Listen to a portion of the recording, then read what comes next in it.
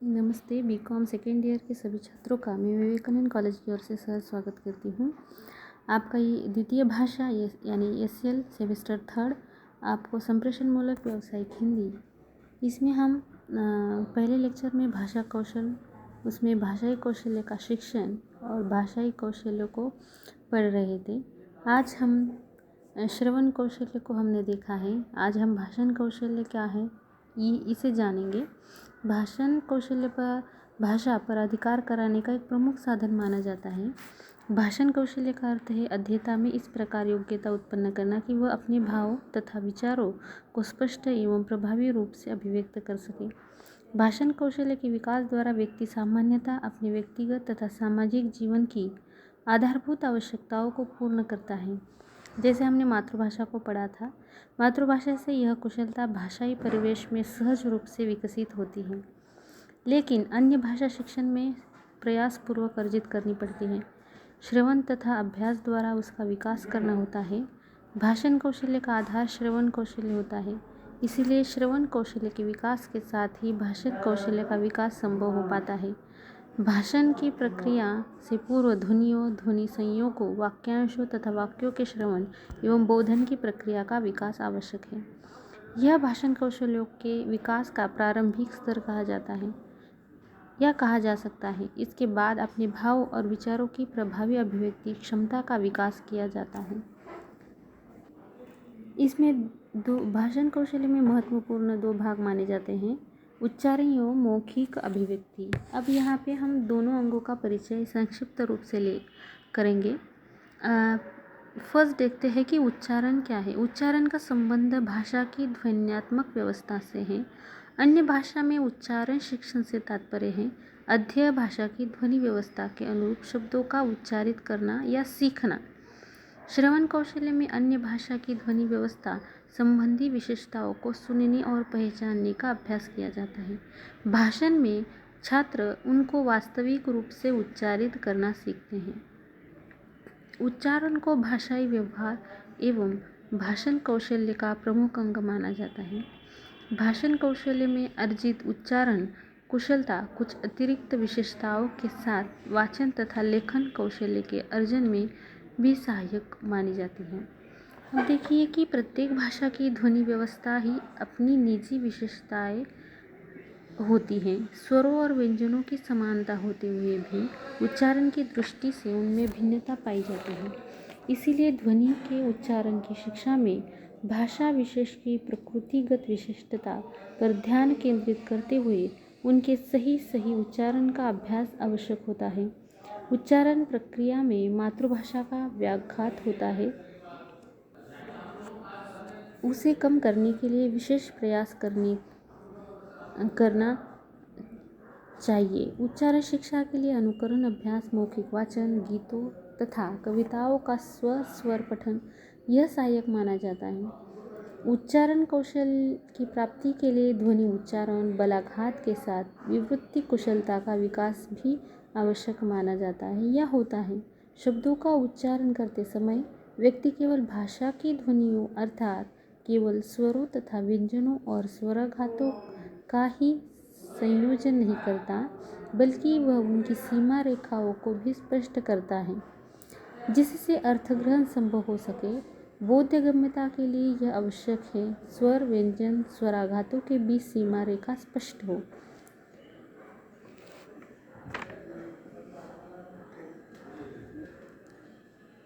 जिससे अर्थग्रहण संभव हो सके।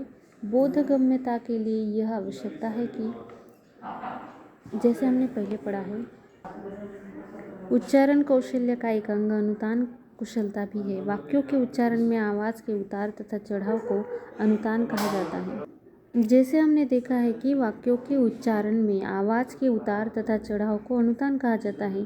प्रत्येक भाषा की निश्चित अनुतान व्यवस्था होती है, उसी के अनुसार वाक्यों का उच्चारण किया जाता है। वक्ता की विभिन्न भावात्मक स्थितियों के अनुसार अनुतान का स्वरूप बदल जाता है, इसलिए उसके कथ्य के अनुरूप विविध रूपों से परिचित होना भी आवश्यक माना गया है। अनुतान शिक्षण में अनुकरण अभ्यास विशेष रूप से उपयोगी माना जाता है। शब्दों के सामान्य उच्चारण और अनुकरण की भांति अनुतान साचों के अभ्यास द्वारा इस कौशल्य का विकास हो सकता है या होता है या फिर किया भी जा सकता है। बाद में हम देखेंगे कि मौखिक अभिव्यक्ति क्या है। उच्चारण और मौखिक अभिव्यक्ति भाषण कौशल्य के परस्पर अवलंबित अंग हैं। मौखिक अभिव्यक्ति के लिए उच्चारण, बलाघात, विवृत्ति तथा अनुतान की कुशलता यह पृष्ठभूमि निर्मित करती हैं। इसके साथ ही वक्ता के मन में उत्पन्न भावों तथा विचारों की अभिव्यक्ति के लिए अध्यय भाषा की शाब्दिक, आर्थी तथा व्याकरणिक संरचना पर पर्याप्त अधिकार द्वारा संप्रेषण की समुचित कुशलता विकसित की जाती है। शिक्षण के संदर्भ में इन्हें मौखिक अभिव्यक्ति के 3 घटक कहा जाता है: शाब्दिक संरचना, आर्थी संरचना और व्याकरणिक संरचना। भाषा शिक्षण में, विशेषकर अन्य भाषा शिक्षण में, एक शाब्दिक संरचना को प्रमुख आधार के रूप में स्वीकार किया जाता है। भाषा में कई प्रकार के शब्द होते हैं जिसे हम 2 वर्गों में वर्गीकृत कर सकते हैं: कोशीय शब्द तथा व्याकरणिक शब्दों का। कोशीय शब्दों का संबंध संपूर्ण बाह्य जगत तथा मानवीय मन के भावों और विचारों से होता है। वे वस्तुओं, क्रियाओं अथवा संकेतों तथा गुणों के प्रतीकों के रूप में प्रयुक्त होते हैं। व्याकरणिक संरचनागत संबंधों को द्योतित करने वाले शब्दों का वर्ग व्याकरणिक शब्द कहलाया जाता है। मौखिक अभिव्यक्ति के लिए शब्द भंडार का विकास और शब्दों के उचित प्रयोग की कुशलता का विकास प्रयास करना होता है।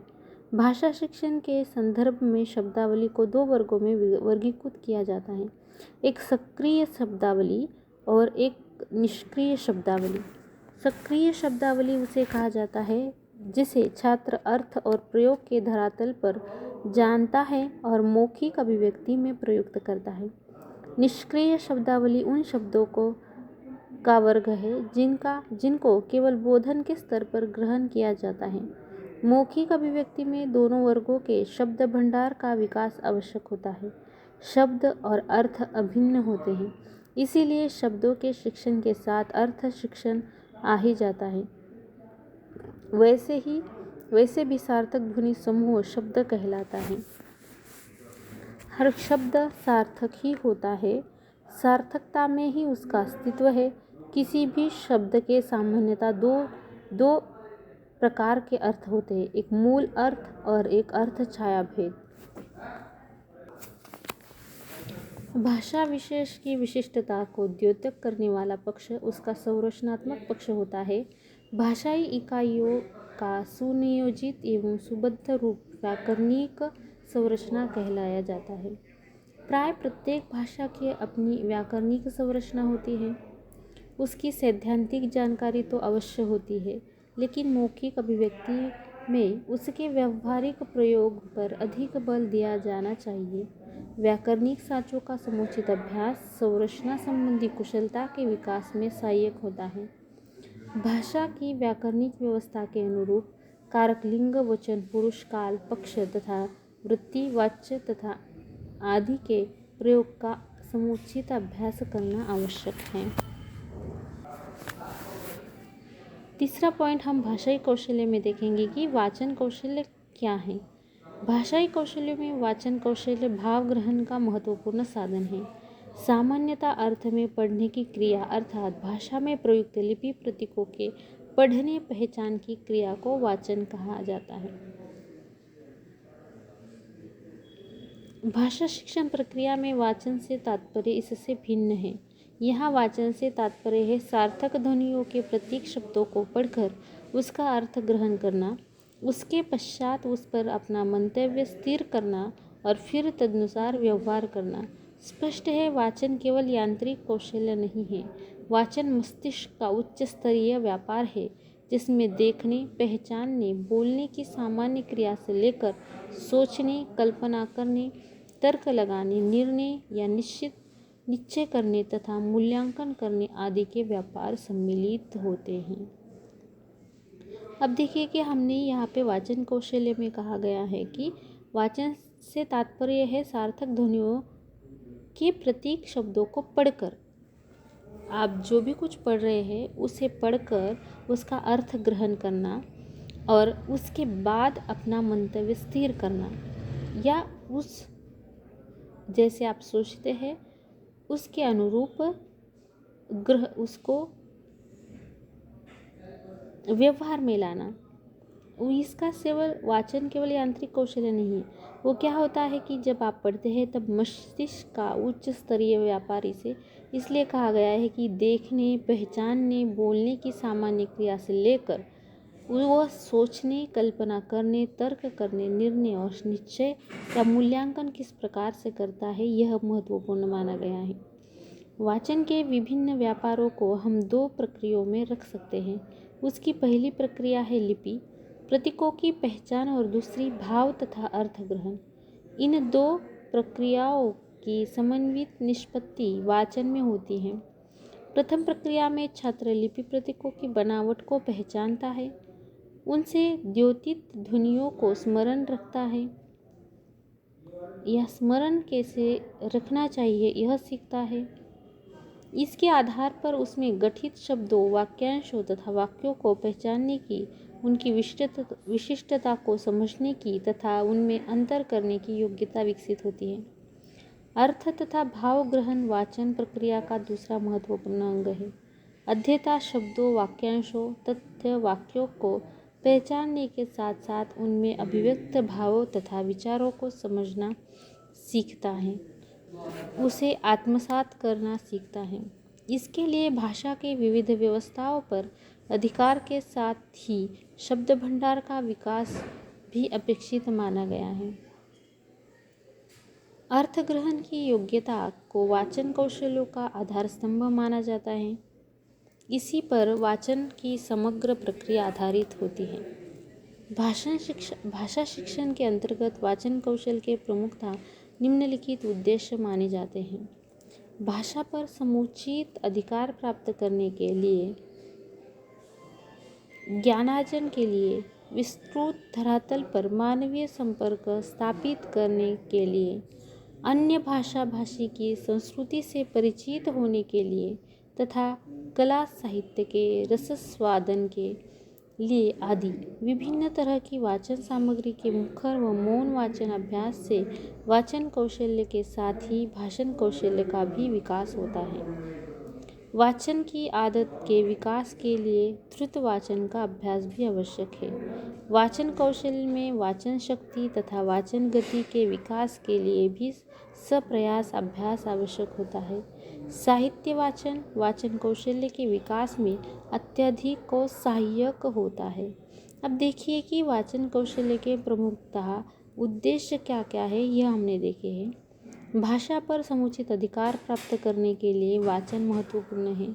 उसी के साथ साथ ज्ञानार्जन के लिए, विस्तृत धरातल पर मानवीय संपर्क स्थापित करने के लिए वाचन महत्वपूर्ण माना गया है।